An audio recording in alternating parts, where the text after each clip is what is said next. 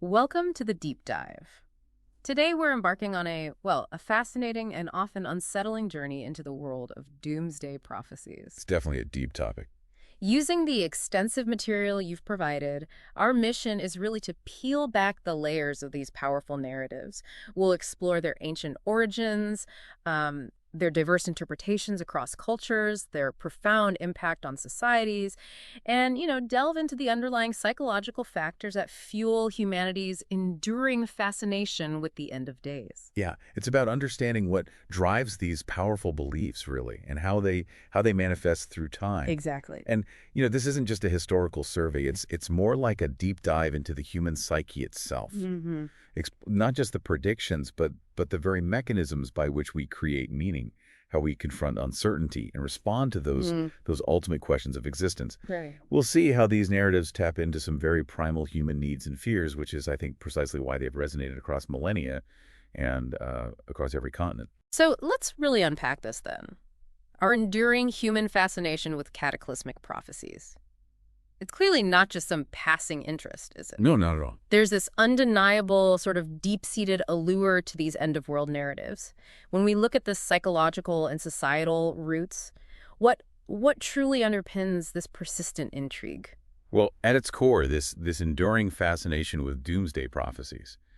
It isn't just about morbid curiosity, It's almost like humanity's oldest coping mechanism for chaos and the unknown. A coping mechanism. Interesting. Yeah, the captivation has been observed for centuries, and it stems from a really complex mix of psychological drivers. I mean, think about it. When the world feels unpredictable, when there's social upheaval or economic uncertainty, or just a general sense of unease, these grand narratives, even the terrifying ones, they actually offer a kind of perverse sense of order. Order out of chaos, almost. Exactly. They provide a dramatic framework, a why behind the what and when, and they promise a resolution, to overwhelming uncertainty. This taps directly into our fundamental anxieties about control, about destiny, and our desire for meaning in what can otherwise feel like a pretty chaotic universe. That makes perfect sense. It's almost as if we crave a narrative, even if it's a dark one, rather than no narrative at all. Precisely. The structure itself is comforting, in a way. And it's not confined to one region or era either, is it? This concept of a final culmination of human history or a profound transformation. It seems to be universally present across incredibly diverse civilizations and belief systems. Oh, absolutely. It really does seem to suggest a fundamental human need to conceptualize an ultimate end, or perhaps maybe more optimistically, a profound new beginning. Right. And the consistency of this motif, it just speaks volumes about its deep cultural and psychological significance. I mean, from the ancient scrolls that foretold divine judgment to, modern-day theories about planetary alignments. Yeah. The idea of an impending cataclysm has always captivated individuals and communities. This universality hints at a shared human experience of grappling with ultimate futures, a collective anxiety about what lies beyond the horizon. It's a testament, then, to how deeply ingrained these existential questions are in our collective consciousness. They manifest in countless forms, yet they always seem to point to some significant end or transformation. That's it, exactly. Okay, so transitioning from those universal psychological underpinnings to some specific historical examples. Let's delve into some ancient prophetic traditions. Prophetism in the ancient Near East, for instance, offers a really fascinating look at the early layers of interpretation and mediation and prophetic communication. What was the practice of prophetism actually like back then? And how did these messages, the ones attributed to divine origin, how do they actually get conveyed? Well, in the ancient Near East, prophetism was a profound societal practice. It involved individuals who delivered messages believed to be of divine origin. They acted as sort of conduits between the divine and the human. Right, intermediaries. Exactly. And what's crucial to understand is that these oracles were initially oral proclamations. Spoken word. Just spoken. Yeah, and there was often a significant time lag, sometimes decades, maybe even centuries, before these spoken prophecies were actually written down by scribes. Wow, centuries. Potentially, yes. And these scribes, they weren't just passively transcribing. They were active intermediaries. They interpreted, they shaped, they sometimes even contextualized the messages. So they added their own layer. They absolutely influenced what was recorded, what was emphasized, or even what might have been omitted. And often this was done to serve the interests of, say, the prevailing royal court or the religious institutions.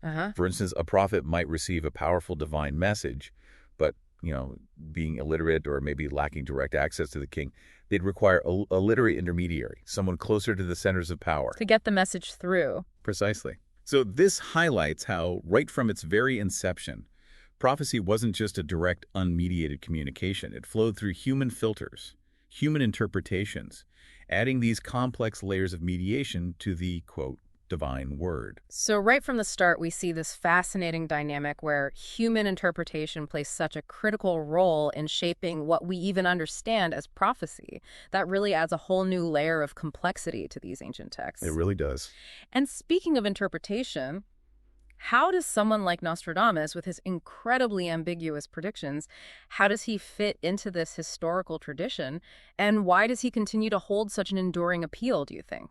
Nostradamus. He's a prime example, really, of the enduring appeal of enigmatic prophecies, especially when you view them through the lens of our own interpretative biases. Oh, biases. Versus quatrains penned centuries ago, they continue to captivate precisely because of their inherent vagueness and their poetic ambiguity. They're so open-ended. Exactly. They are frequently, and maybe most famously, interpreted retrospectively. Looking back to align them with historical events. Like the September 11th example you mentioned. That's the classic one, yeah. The alleged prediction of September 11th, 2001 now, while skeptics rightly point out that the similarities are often just a product of selective reading and confirmation bias. Finding what you want to find? Pretty much. Many others find the connections compelling, despite their lack of concrete detail. And this really showcases a fundamental human tendency to find patterns and meaning, even the vaguest forecasts. There's a cognitive process for that, actually, called apophenia. Apophenia, okay. Yeah. And Nostradamus' enduring popularity isn't just about past events either. His prophecies also extend to future cataclysms, continually fueling speculation about everything from natural disasters to global conflicts. Still relevant today, in a sense. In that sense, yes. The real insight here, I think, is that Nostradamus' genius maybe lay not in specific foresight, but in crafting predictions so broad, so ambiguous, they could be retroactively fitted to almost any significant event. Ensuring they always seem relevant. Exactly. Thus, ensuring their perpetual relevance and cultural impact, and reinforcing this idea that humanity desperately seeks patterns, even where maybe none truly exist. It really is all about how we project meaning onto the unknown, isn't it? It seems to be a core part of it. Now let's explore how these concepts of ultimate ends manifest in religious eschatologies. Moving from, say, apocalyptic visions to ideas of rebirth. How do the Abrahamic traditions, for instance, portray the end of the world? What are their key components? Well, the concept of Armageddon and a definitive end-time narrative is it's deeply embedded in Abrahamic religious texts, particularly Christianity and Islam. In Christianity, the book of Revelation offers a very vivid, very dramatic portrayal of the end times. It describes a series of, cataclysmic events, including the rise of the Antichrist, a period of immense tribulation, and ultimately a final climactic battle between the forces of good and evil, culminating in the second coming of Jesus Christ. The final judgment. That's right. This leads to a final judgment, where the righteous are rewarded with eternal life in a new heaven and new earth, while the wicked face damnation. It's a very linear progression towards a definitive judgment and the establishment of a new divinely ordained order. Okay, a linear path. Yes. And Islamic eschatology also features a dramatic culmination of history. It includes the emergence of figures like the Mahdi, who's a kind of messianic leader, and the Dajjal, an anti-Messiah figure. Similar archetypes? In a way, yes, along with other signs of the last day and the ultimate judgment by Allah. Both traditions really emphasize a distinct, divinely orchestrated end that leads to a definitive eternal state for humanity. And how do Eastern perspectives contrast with that linear judgment-focused view that's so prevalent in Abrahamic traditions? Do they also envision a definitive end? They offer a profoundly different philosophical approach, actually. It's rooted much more in cyclical time and continuous transformation rather than a singular linear culmination. Cyclical time? Yeah. Hinduism, for example, views the end of the world not as a final judgment, but as an integral part of a vast recurring cycle of creation, preservation, and dissolution. Like seasons. Kind of like cosmic seasons, yeah. This is particularly evident in the concept of the Kali Yuga, which is our current age, described as an era of moral and spiritual decline. The age we're in now, according to that tradition. Correct.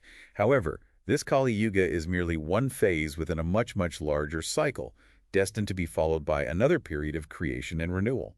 It's like a cosmic breathing, you could say, not a final exhalation. Okay. And Buddhism. Similarly, Buddhism emphasizes the principle of impermanence, or anicca. It teaches that everything in existence, from individual lives to entire cosmic systems, is subject to change, decay, and eventual dissolution. Constant change. Right. So from a Buddhist perspective, the end of the world isn't some catastrophic finale orchestrated by a divine judgment.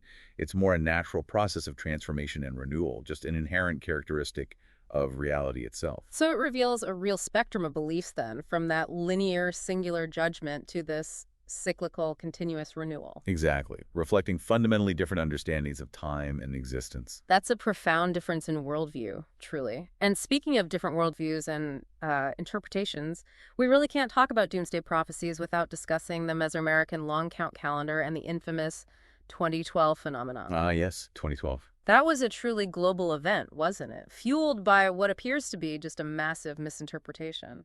Oh, absolutely. The misinterpretation of the Maya long count calendar's end date, December 21st, 2012.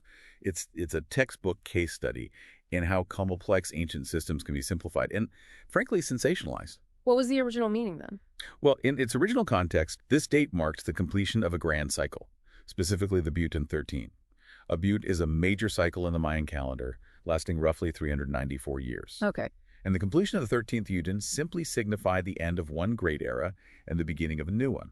It was meant to be a moment of profound cosmic renewal, not an apocalypse. A renewal, not an end. Exactly. Yeah. However, various New Age interpretations basically appropriated this date, linking it to a whole cascade of unrelated astronomical alignments, numerological formulas, and just a general sense of impending cosmic shift. Right. And this led to widespread beliefs envisioning everything from a positive physical or spiritual transformation for Earth and its inhabitants, like a sort of global spiritual awakening, to, conversely, a catastrophic, definitive end of the world. Both extremes. Yeah. It's a clear and powerful example of how a complex calendrical system was just stripped of its original cultural and astronomical context, simplified for popular consumption, and ultimately sensationalized, leading to global speculation and, well, anxiety. So it became a kind of canvas onto which people projected their own hopes and fears. That's a very good way to put it. Let's transition now into how these prophecies manifest in more modern times and their widespread impacts. The 2012 phenomenon in particular serves as such a powerful global case study in millennial fear. Where did these esoteric and fringe origins of the 2012 date really come from, especially given, as you said, the Mayan calendar's true meaning? Well, the 2012 date became prominently tied to astronomical phenomena, primarily through various esoteric, fringe, and sort of New Age literature. It built on ideas that had actually been circulating for decades. Not entirely new, then. Not entirely. These interpretations often place significant emphasis on concepts like axial precession and this idea of galactic alignment. Axial precession. Remind us what that is. Sure. Axial precession refers to Earth's incredibly slow wobble on its axis, much like a spinning top gradually slowing down. Okay. This wobble causes the sun's apparent path through the zodiac constellations to slowly recede backward. Over vast stretches of time, about 2,160 years, it shifts through one constellation, completing a full 360-degree rotation, what's called a great year, over about 25,800 years. A very long cycle. Immensely long. Proponents of the 2012 theories often cited the sun's March equinox position in the early 21st century, which was technically in Pisces but moving back toward Aquarius, as signaling a significant shift between astrological ages.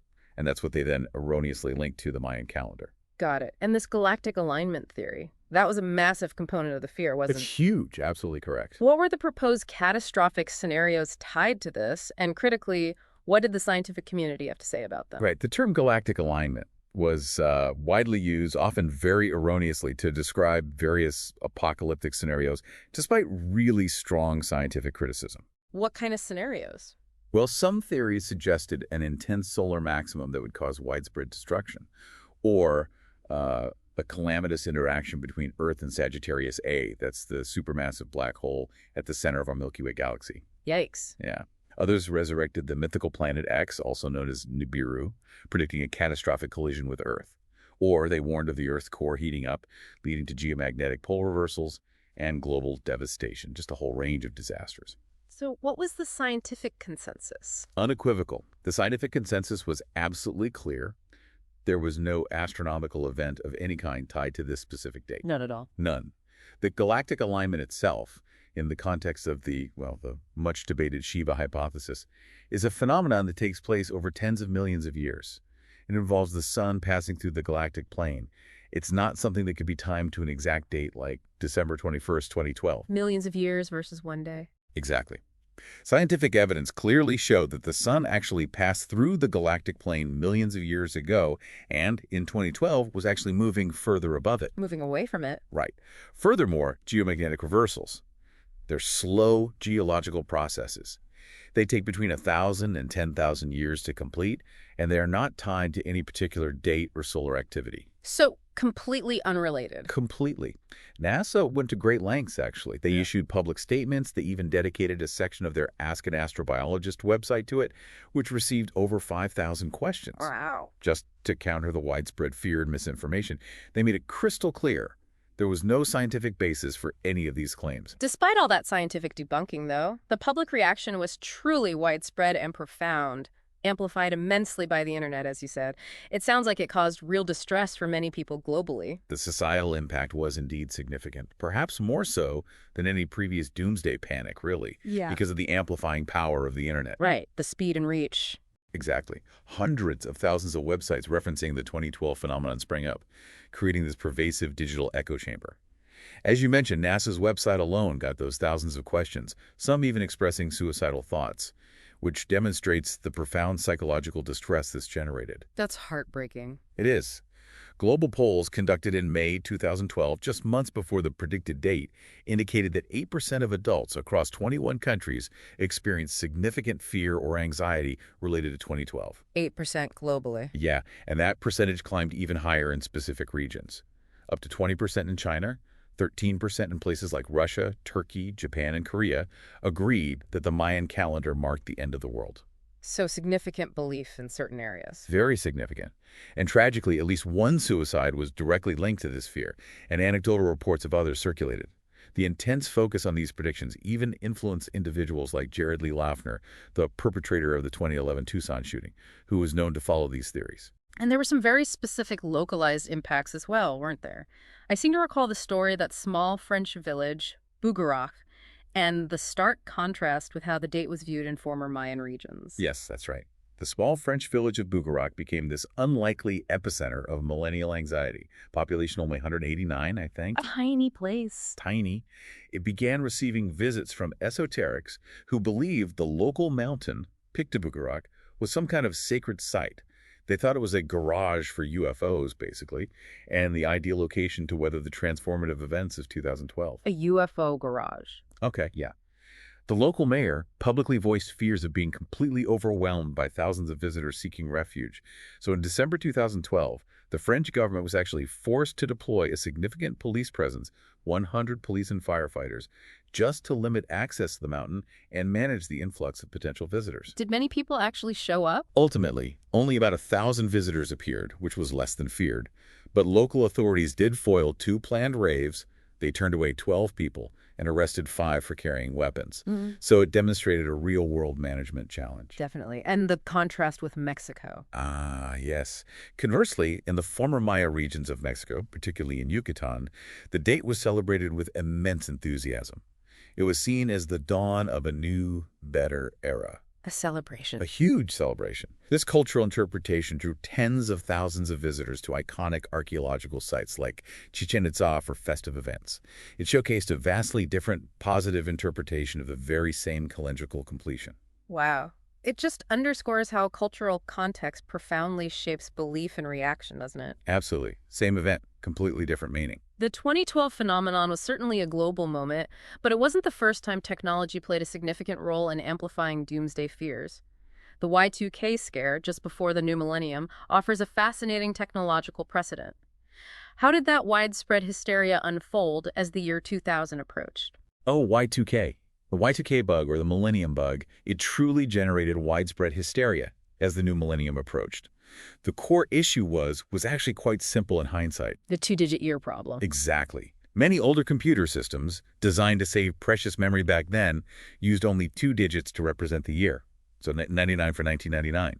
The fear was that when the year rolled over from 99 to 0, these systems would misinterpret 0 as 1900 instead of 2000. Leading to potential chaos. Well, that was the fear. Catastrophic malfunctions, doomsayers predicted failures across vital infrastructure, power grids collapsing, financial systems freezing, transportation networks grinding to a halt, planes falling from the sky. Right, I remember the plane predictions. Yeah, and even, nuclear missiles launching uncontrollably due to date errors. The media significantly amplified these fears. News segments, documentaries, countless articles painted these vivid pictures of impending chaos. It really created a pervasive sense of impending doom. It absolutely did. It stoked public anxiety to an unprecedented level, really demonstrating how a technical glitch could be transmuted into a global existential threat. But unlike some of the more abstract doomsday predictions we've discussed, there were massive, coordinated global remediation efforts to address Y2K. What did that involve, and how did it demonstrate a unique form of proactive risk management? You're right. This was unique in that sense. Yeah. Recognizing the potentially catastrophic risks, governments, organizations, individuals worldwide, they embarked on a truly massive, coordinated effort to mitigate the Y2K bug's impact. A huge undertaking. Unprecedented global mobilization of resources. Software developers worked tirelessly, updating trillions of lines of code to ensure systems would correctly interpret the date change. Companies invested staggering sums, estimated hundreds of billions of dollars globally. Billions. Billions. In testing, updating, replacing outdated hardware and software. It was this intensive cross-sector collaboration involving IT professionals, engineers, legal experts, policymakers, everyone. A global team effort. It really stands as one of the most significant examples of proactive risk management on a global scale in recent memory. A testament to what collective action can achieve when a perceived universal threat galvanizes widespread efforts. And despite all the dire predictions and that immense effort, the transition itself was remarkably uneventful, wasn't it? It really was. Anticlimactic almost. What crucial lessons did we take away from that fizzle into the new millennium? Well, indeed, as the clock struck midnight on January 1st, 2000, the world kind of held its breath, braced for chaos. But as you say, the transition was remarkably uneventful. Only minor, isolated glitches reported, not the predicted catastrophic failures. So what did we learn? Several crucial things, I think. First, it underscored the immense importance of proactive planning and thorough testing. The averted disaster was a direct result of those global remediation efforts. The planning worked. It did. Second, it demonstrated that exaggerated hysteria can often overshadow real but manageable risks, highlighting the media's power to amplify fear. Right. But perhaps the most profound insight was that collective belief in a shared imminent threat, even if it's exaggerated, can galvanize unprecedented global action. The fear itself was a motivator. It proved that sometimes the fear itself can be a powerful, albeit maybe uncomfortable, catalyst for prevention. It demonstrated humanity's remarkable capacity to avert a perceived disaster when united in purpose and action. It really underscored the power of human agency in shaping outcomes, even when faced with seemingly inevitable prophecies of doom. That's a really positive takeaway in a strange way. It is, yeah. Okay, so from real-world scares and averted disasters, let's turn to how prophecy is vividly portrayed in popular culture and fictional narratives. Cinema and literature in particular have had a massive influence on how we perceive and imagine the end of days. They absolutely have. Doomsday narratives are vividly portrayed in popular media. They shape public imagination and often reflect our own societal anxieties back to us. Like the movie 2012. Exactly. Roland Emmerich's 2009 film 2012 was not only directly inspired by the real-world phenomenon, but its advanced promotion even included this stealth marketing campaign. Fictional Institute for Human Continuity advertisements. I remember those. They seemed real. They were so realistic they actually caused public panic. Many viewers believed them to be genuine and started contacting astronomers in distress. Wow. The film itself became a massive hit, grossed nearly $770 million worldwide, and influenced widespread fear, even in places like China, partly because it depicted the Chinese building these survival arcs. And other films. Lars von Trier's 2011 film Melancholia also explored themes of planetary collision and the psychological impact of impending doom. And in literature, you have Hal Lindsey's The Late Great Planet Earth, published back in 1970. A huge bestseller. Huge. It popularized apocalyptic interpretations of biblical prophecy in the 70s and 80s, becoming a classic Bible prophecy book for many, and really encouraged the spread of Christian salvation messages. And the Left Behind series, too. Similarly, yes. The immensely popular fictional Left Behind series, starting in the early 90s, further popularized the rapture movement. It just demonstrates how popular media can translate complex religious or pseudoscientific ideas into accessible, engaging narratives that resonate with a wide audience, often serving as a form of maybe cultural preparation for or reflection on these ideas. Beyond general apocalyptic themes, fictional universes like, say, the intricate lore of video games such as Doom or complex sci-fi sagas like Dune, they integrate concepts of prophecy and powerful artifacts directly into their narrative fabric. How do these elements contribute to the world building and character motivation in such narratives? That's a great point. Even in fictional universes like Doom or Dune, creators are tapping into our deep-seated need for these grand narratives of fate and destiny. They feel epic. They do. In the Doom series, for instance, prophecies aren't just background fluff. They are absolutely central to the core conflict in the protagonist's journey. Take the prophecy of the demonic crucible. The big weapon. Right, referring to a powerful bone-constructed weapon with glowing crystals destined to be used to close hell portals. The game's narrative is further built upon the Corax tablets. Ancient scriptures. Exactly, ancient scriptures decoded by the Union Aerospace Corporation, or UAC, the megacorporation whose experiments inadvertently unleash hell. These tablets speak of worlds like Argent Dinner, an ancient alien civilization being absorbed by hell. So the prophecy explains the backstory. And motivates the present. Key figures are linked to these prophecies, like the Seraphim, an ancient, wise being who forms a resistance against the Khan Maker. She's the supreme leader of the alien world Urdak, and her sinister deal with hell, which involves sacrificing other worlds for power. It sets up the stakes. Precisely. This framework portrays the protagonist, the Doomslayer, as this fated figure, a key player in an ultimate cosmic battle against ultimate evil, where ancient prophecies foretell the very struggle he's engaged in. And what about how other fictional universes leverage prophecy? Perhaps not just for conflict, but also for things like social control or building a sense of immense destiny. Oh, absolutely. The use of prophecy for world building extends far beyond just simple conflict. For example, in the Warhammer 40,000 lore, there's the prophecy of doom arising. It's kind of an unfleshed out piece of background fluff that, when fulfilled, proves a dire danger, signaling the encroaching destruction in its, grim, dark universe. Right.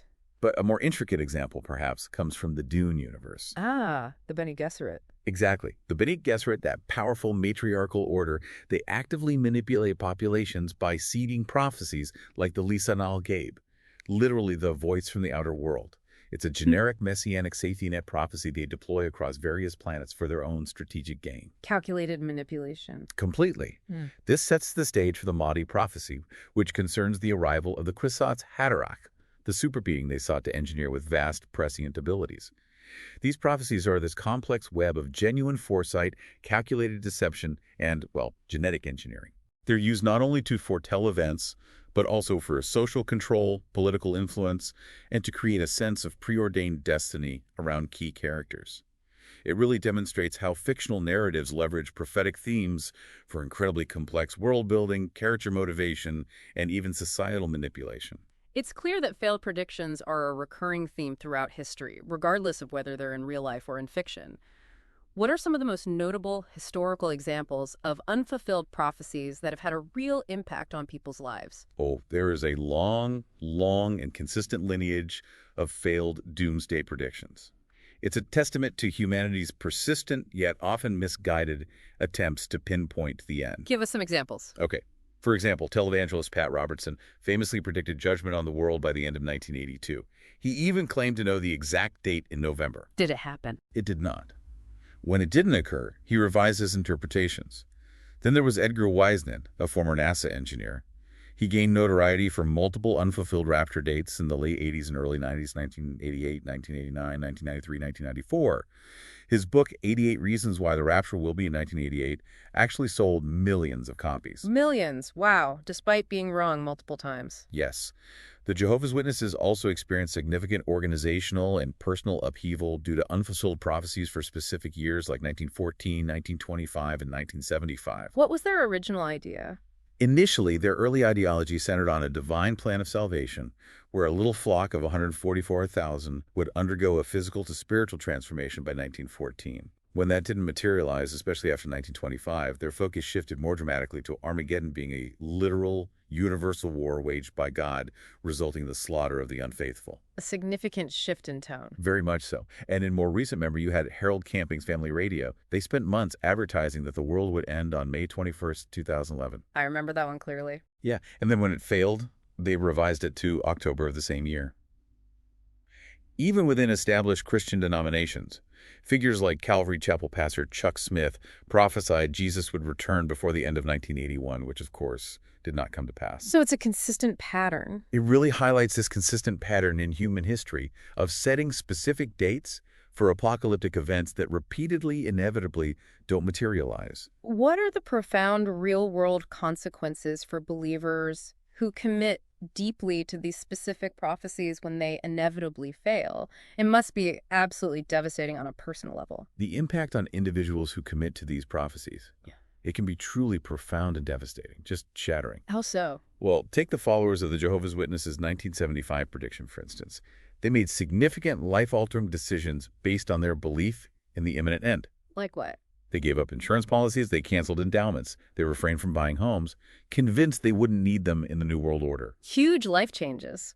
Absolutely. So when the day passed without event, the psychological toll of such disconfirmations was severe.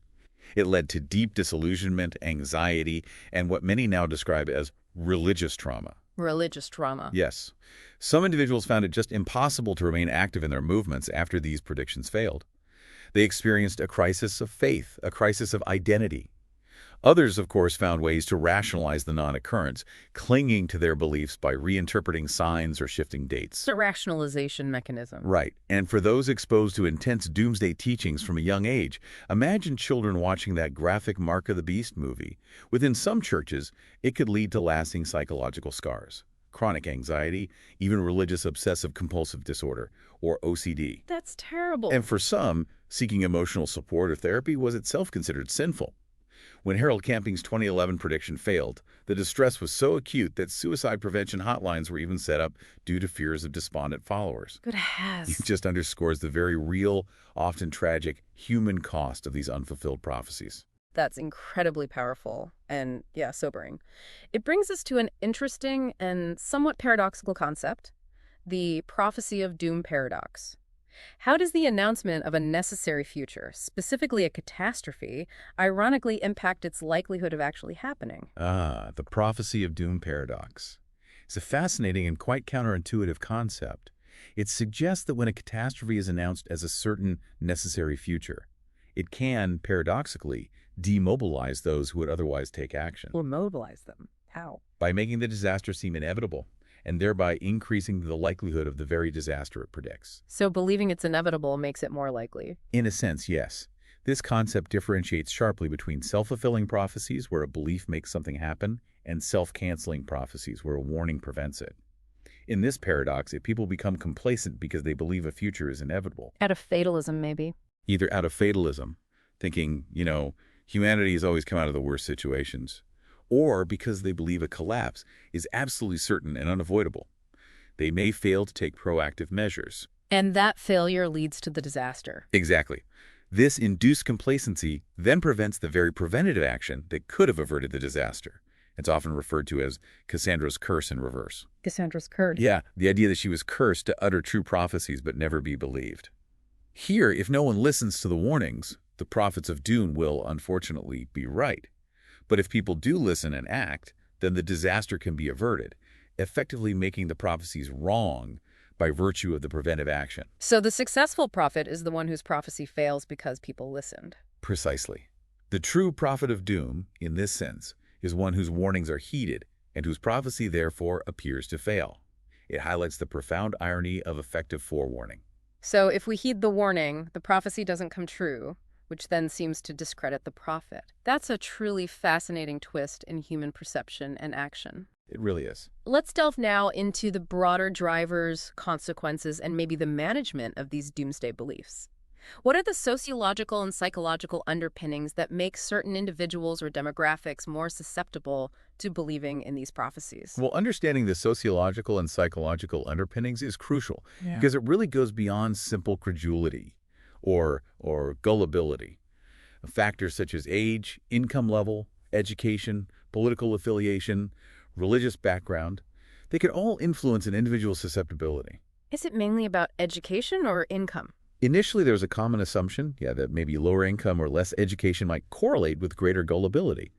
However, contemporary research indicates that actually even highly educated individuals can firmly hold such beliefs. That's interesting. Why might that be? It might be due to greater access to complex, albeit maybe fringe, theories online. Or even in some academic circles, a certain intellectual freedom to explore non-mainstream topics. So it's not just about education level. It suggests that susceptibility isn't solely tied to traditional socioeconomic indicators. It's more likely a complex interplay of cognitive biases, exposure to specific information ecosystems, and individual psychological needs, regardless of educational background. These beliefs often provide a coherent, if sometimes alarming, framework for understanding a world that feels increasingly complex and, out of control. And we saw a huge, undeniable surge in doomsday prepping during the COVID-19 pandemic, people stockpiling everything from toilet paper to canned goods. What psychological traits are associated with these preparedness behaviors, and how much of it is truly rational preparedness versus, something else? Yeah, the COVID-19 pandemic certainly saw widespread adoption of preparatory behaviors, including significant stockpiling. It kind of transformed it from a fringe activity into a more mainstream response. Everyone seemed to be doing it for a while. Pretty much. Studies show a clear link between these prepping beliefs and behaviors with specific psychological variables. These include elevated levels of anxiety, obsessive-compulsive traits, a generalized intolerance of uncertainty. Intolerance of uncertainty. That makes sense. Yeah, and in some contexts, links to traditional masculinity, where preparation might be seen as a way to assert control or protect one's family. And what actually drove the stockpiling? Was it the real risk? Well, it's particularly notable that this stockpiling was often fueled more by observing others' behaviors, seeing empty shelves and reacting to the perceived scarcity, and by doomsday cognitions. Doomsday cognition. Essentially, yeah. Catastrophic thinking and pervasive feelings of fear and uncertainty about the future, rather than by actual proximity to infection or a truly rational assessment of risk. So it was more social contagion and fear. It indicates a strong social learning process at play, where collective behavior becomes self-reinforcing. For instance, studies found that males reported greater stockpiling and prepping beliefs compared to females, who tended to average higher scores on more approach-focused coping methods. Interesting gender difference. Yeah. And importantly, while some coping mechanisms like meditation and exercise are generally seen as positive, even seemingly undesirable ones like stockpiling are positively related to the stressful nature of perceived threats. So stockpiling is a coping mechanism too, in a way. It highlights that they are, in a way, attempts at coping, however maladaptive they might seem, an attempt to regain control. This sounds like it creates incredibly fertile ground for exploitation, though. How have religious leaders and perhaps cult leaders historically leveraged these fears for their own gain, often targeting vulnerable demographics? This is a deeply concerning aspect, absolutely. Religious and cult leaders have historically and consistently leveraged end-of-days fears for their own gain, often catering to and marketing their messages specifically to lower-income demographics or those experiencing significant life upheaval and uncertainty. Preying on vulnerability. Ruthlessly. This approach exploits individuals' inherent fear of the unknown, their desire for stability, and their yearning for a sense of control in chaotic times. It leads them to place immense trust and often significant financial resources into leaders who claim to have all the right answers. Offering easy solutions. Offering salvation or survival in exchange for unwavering loyalty and material support. For example, some evangelical Christian movements have turned the fear of the end times into a profitable enterprise. Publishing best-selling books, securing motion picture deals, holding massive seminars and conferences. It's big business. It can be. Televangelists like Jim Bakker famously promoted and sold survival food buckets and preparedness gear, encouraging followers to stock up for impending financial crashes and physical catastrophes.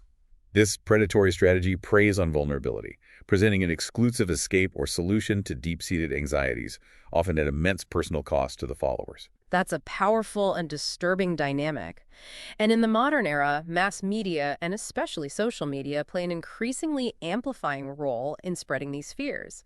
How has mass media historically acted as a catalyst for panic, maybe beyond just the Y2K example? Oh, mass media has a long documented history of amplifying fears surrounding doomsday prophecies and other perceived threats.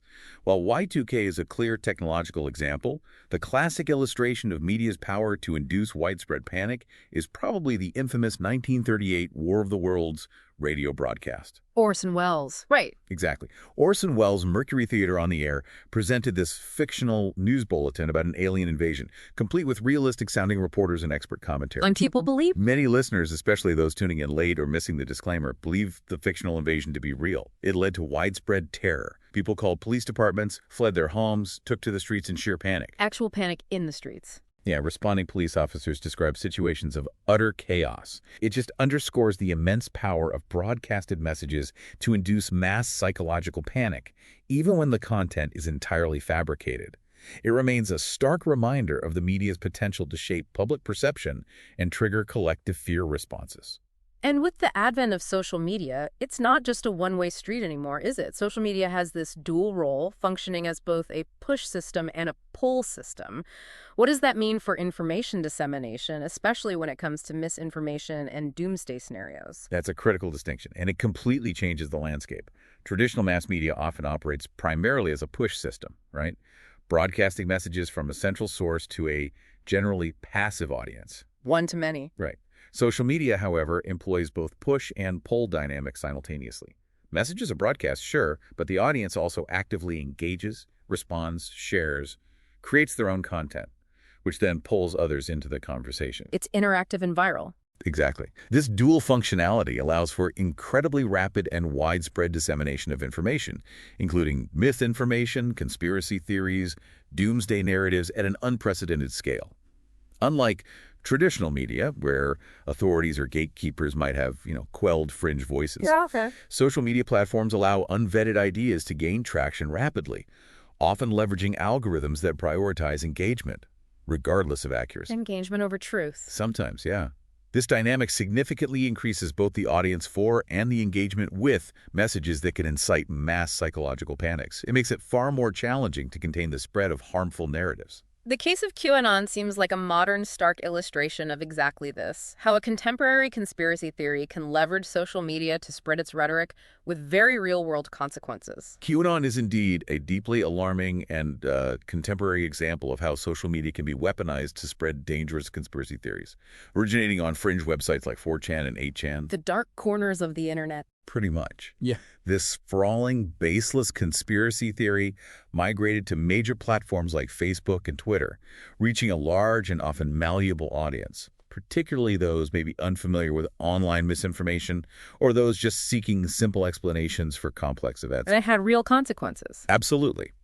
The movement's rhetoric, centered on this supposed secret war against a cabal of Satan-worshipping pedophiles, has been directly linked to real-world violence. Such as? This includes kidnappings, acts of property damage like ramming a truck through the Canadian Prime Minister's home gate, and most notably, serving as a significant motivator for the January 6, 2021 Capitol insurrection in Washington, D.C. Right, January 6th. Where believers sought to prevent the certification of the 2020 election results based on these QAnon claims. In response to the profound societal impact and the spread of such harmful misinformation, platforms like YouTube, Reddit, and Facebook have since taken significant steps to ban or limit QAnon content. Trying to stem the tide. Yeah, demonstrating the immense challenges of managing information in the digital age and the critical need for platforms to act responsibly. Given these pervasive beliefs and their often negative consequences, what are the societal responses? What are the broader implications for how we manage these anxieties? First, how do we address the psychological impacts on individuals experiencing overwhelming doomsday anxiety? Addressing the psychological impacts is paramount, yeah, because the distress can be just crippling for people. When it becomes overwhelming, it's essential for individuals to connect with supportive community. Finding support. Whether these are religious groups offering maybe a different interpretation of the future, or secular support networks, or simply trusted friends and family. Equally important, really, is seeking professional help from therapists or counselors. Professional help is key. Mental health resources can provide structured guidance and support. They can help individuals develop coping mechanisms, challenge irrational or catastrophic thoughts, and offer a safe, confidential space to express their fears and concerns without judgment. And coping methods. While some coping methods like meditation, mindfulness, exercise are generally seen as positive, it's worth noting again that even behaviors like stockpiling, though sometimes viewed as extreme or undesirable, are understood by psychologists as responses to the intense stress of perceived threats, an attempt to regain a sense of control. Understanding the why behind the behavior. Exactly, which highlights the need for empathy and accessible mental health support. And what role does scientific debunking and rational thinking play in countering these pseudoscientific claims and catastrophic predictions, especially in an era of just abundant misinformation? Scientific perspectives are absolutely critical. They act as a crucial counterbalance to fear and misinformation. Separating fact from fiction requires critical examination, a reliance on evidence-based information, and frankly, a willingness to question unfounded assertions. Like with 2012. Exactly. The scientific community, including leading institutions like NASA, actively and rigorously debunked the 2012 apocalypse claims through extensive data, public statements, and direct engagement. They highlighted the Internet's role in amplifying that panic. And more recently, during the COVID-19 pandemic, there was a veterinarian named Dr. Geert Vanden Bosch who made these bold, unsubstantiated claims that vaccines would be harmful and lead to dangerous viral mutations. This provoked significant public concern. Right, I remember that controversy. But the overwhelming scientific consensus from epidemiologists and virologists countered that allowing the virus to spread unchecked among unvaccinated populations was far riskier, and that vaccine technologies could be reformulated if significant new variants emerged, much like we do with annual flu vaccines. Relying on the evidence. This continuous evidence-based engagement just underscores the profound importance of fostering a more accurate understanding of the world by prioritizing evidence, scientific consensus, and critical thought over fear and speculation. Looking beyond traditional doomsday scenarios, are there alternative philosophical approaches to the end? How do some contemporary perspectives interpret potential catastrophes, perhaps not as a finality, but as something else entirely? Indeed, there are diverse and often more hopeful interpretations of the end of the world that depart significantly from that apocalyptic finality. New Age and neo-pagan perspectives, for example. How do they see it? They frequently view a potential catastrophe not as a destructive finale, but as a necessary precursor for spiritual growth, a cleansing, or maybe the ushering in of a new age of peace and healing. Transformation, not termination. Exactly. For some, the ends might be interpreted as the earth sort of lashing out due to human abuse, leading to a new age end of days focused on self-education, becoming one with nature, a shift in human consciousness. For others, the end can be a personal internal transformation rather than a global cataclysm. A personal apocalypse. In a way. Furthermore, a fascinating philosophical approach comes from what some might call prophets of doom, who warn about very real, tangible threats like climate change, resource depletion, overpopulation. The real-world problems. Right. They argue that if their warnings are heeded and humanity takes proactive measures, disaster can be averted. In this sense, by inspiring preventive action, they ironically break Cassandra's curse and make their own prophecies wrong in a positive way. Their doom becomes a call to action. Exactly, offering a path to avoid the very future they warn about. Finally, let's consider the tangible threats that some commentators identify as potential doomsdays for modern civilization. Problems that are very much rooted in our current reality. What are these real-world challenges, and what's the powerful counter-narrative arguing for humanity's capacity for adaptation and resilience? Well, some commentators point to incredibly tangible threats as potential doomsdays on a human scale. Problems not mythical, but rooted in economic, environmental, social realities. Like what specifically? For example, Michael Craig Ruppert, a former LAPD detective with ties to the CIA, who famously exposed CIA drug trafficking.